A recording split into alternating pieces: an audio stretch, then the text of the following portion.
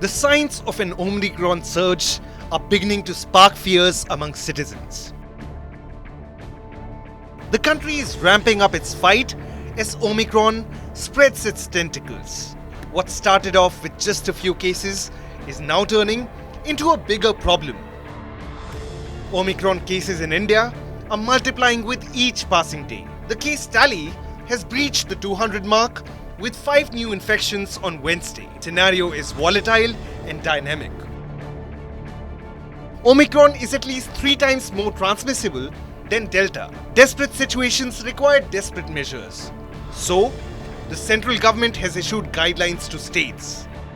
The guidelines seek to bring in greater foresight and dynamic decision making. Containment measures are back. Night curfews may be imposed if a spike of cases is witnessed. Regulation of large gatherings essential to negate threat.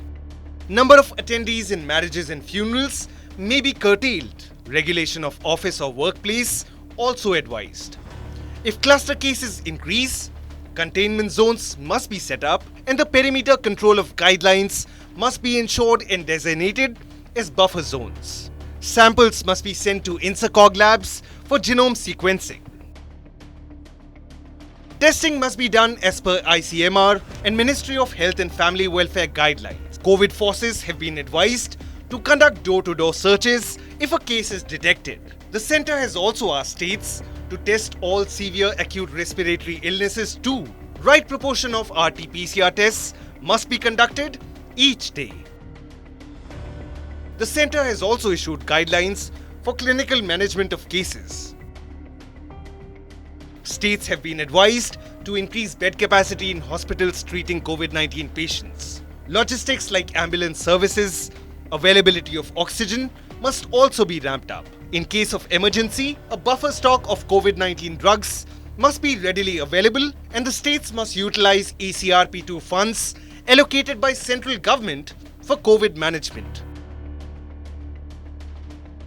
What happens if a person tests positive? The COVID patient will be isolated and strict enforcement of other protocols will entail. Centre has asked states to provide customized kits for persons isolated at homes. Call centers must monitor the isolated and regular home visits must be done by the designated personnel. To avoid complications, vaccination is very important.